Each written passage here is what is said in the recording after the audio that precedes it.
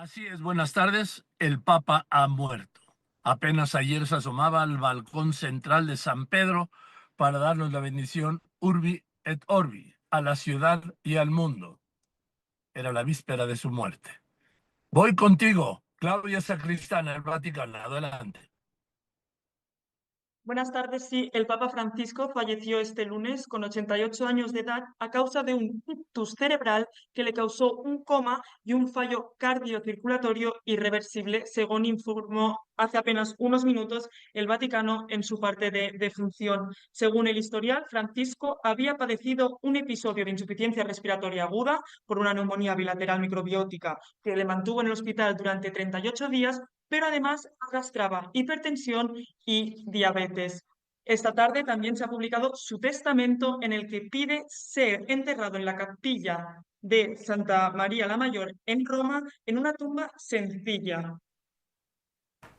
Además, la fecha del funeral se conocerá mañana, aunque la legislación vaticana vigente indica que debe celebrarse entre 4 y 6 días desde la muerte del Papa, lo que, haciendo cálculos, sería entre el viernes y el domingo de esta semana. La verdad es que la repentina muerte de Francisco ha sorprendido a todos.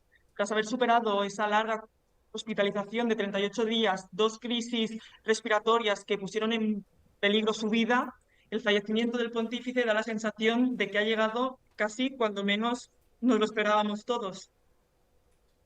Todo apunta que el traslado de su cuerpo desde Casa Santa Marta, donde el féretro será velado, se trasladará a la Basílica de San Pedro el próximo miércoles para que los fieles puedan dar ese último adiós al Papa Francisco. Además, este lunes, el cardenal camarlengo, el estadounidense Kevin Joseph Farrell, procedió a la constatación de la muerte de Francisco y al sellado de su apartamento para que nadie pueda tocar o alterar sus documentos o pertenencias. Hizo lo mismo también con su apartamento en la tercera planta del Palacio Apostólico, que, aunque Francisco nunca residió ahí, cuenta como parte de sus pertenencias. El protocolo además establece que estos ritos que constatan el final del reinado de Francisco deben estar dirigidos precisamente por este camarlengo, que es el que debe gestionar y administrar el Vaticano durante el periodo de sede vacante, que es el periodo en el que nos encontramos desde la muerte de un papa hasta la elección de su sucesor.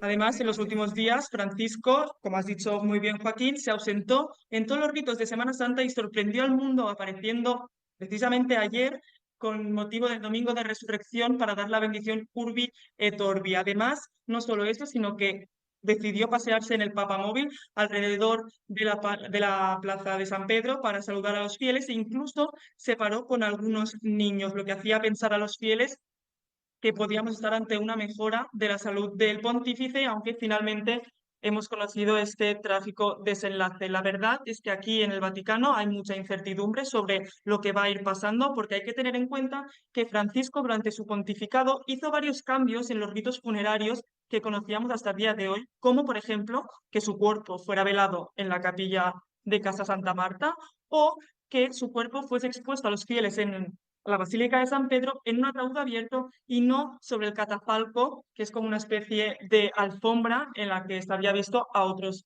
papas. Por último, recordarte que el fallecimiento del Papa ocurre en pleno Jubileo de la Esperanza, que es este gran evento católico que se celebra únicamente cada 25 años y que el Vaticano ha anunciado que no se interrumpirá pese al fallecimiento y que continuarán los eventos y las celebraciones litúrgicas. Lo que sí que han cancelado de momento es la canonización del joven italiano Carlo Acutis, que estaba prevista para este domingo y que podría coincidir incluso con el funeral del Papa Francisco.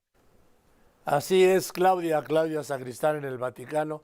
El Papa ayer tuvo estas dos apariciones públicas más una privada. Primero cuando da la bendición Urbi et Orbi, sí, desde el balcón central de San Pedro. Luego cuando hace el recorrido en el Papamóvil, que tampoco estaba previsto.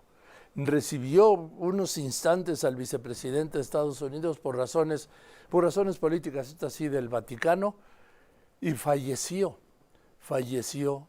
hoy, en este lunes de Pascua, en una fecha y en una semana. Resistió la Semana Santa, parecía que se había recuperado, pero así es la vida y sobre todo así es la muerte, Claudia. Totalmente de acuerdo. La verdad es que es una noticia que ha pillado desprevenido a todo el mundo. Cuando hemos ido a hablar con la gente, con los fieles que se han acercado aquí a la Plaza de San Pedro a rezar por el Papa, la verdad es que había auténtico estupor de pensar, ayer estuvimos con él y ahora ya no está. O sea, en la Plaza de San Pedro aún estaban puestas las flores para celebrar el Domingo de Resurrección, que obviamente han tenido que quitar en señal de luto. Pero quiero decir, esta noticia ha pillado desprevenido a absolutamente todo el mundo, periodistas, fieles e incluso los propios miembros de la Santa Sede, que creo que nadie pensaba que esto podía pasar este lunes de Pascua, sobre todo porque todo el mundo tenía esa sensación que con las últimas apariciones así sorpresa que había hecho Francisco, apareciendo para rezar en la Basílica de San Pedro, yendo a la Basílica de Santa María la Mayor, todo el mundo auguraba una recuperación lenta, pero al final una recuperación del Papa, y todo el mundo esperaba que pudiese celebrar y acabar este año Santo Jubileo, pero finalmente, bueno, es cierto que arrastraba muchas enfermedades, como he dicho antes, la hipertensión, la diabetes.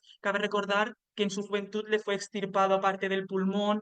Entonces, tanta carga, tantas enfermedades, además las crisis respiratorias que sufrió en el hospital, su cuerpo parece que ha dicho basta. Además, Claudia, fíjate, desde Pío XII, que falleció en 1958 en Castel Gandolfo, es el primer papa que muere fuera del Palacio Pontificio, porque falleció en la residencia de Santa Marta, que había dicho que había hecho justamente de esta residencia la suya. Exactamente, Francisco nunca residió en el Palacio Apostólico, él prefirió una residencia de sacerdotes, prefirió estar acompañado en Casa Santa Marta desde el principio y precisamente por eso cambió parte del rito funerario y pidió que por favor se le velase en la capilla de Casa Santa Marta. Aún así, el Palacio Apostólico sigue siendo importante. También, como he dicho, han sellado el apartamento de la planta tercera que utilizaba Francisco, pero así es, ha muerto tranquilo en su cama, en su habitación y, y poco más. Claudia, gracias por toda tu información y nos veremos mañana por allí. Te mando un abrazo. Genial. Muchas gracias. Claudia Sacristán. Y bueno, fíjese lo que le decía, lo que es la vida, pero sobre todo lo que es la muerte. El Papa ayer, pues, parecía que la Semana Santa lo había recuperado.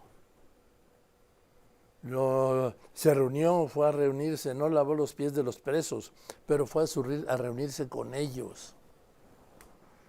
El Papa recibió, le decía ayer al vicepresidente de Estados Unidos, en su último acto, digamos, oficial, privado pero oficial. Y de los públicos, pues la bendición desde el Palacio Central y el recorrido en el Papamóvil. El recorrido en el Papamóvil que es exclusivo de los miércoles, de la audiencia general de los miércoles.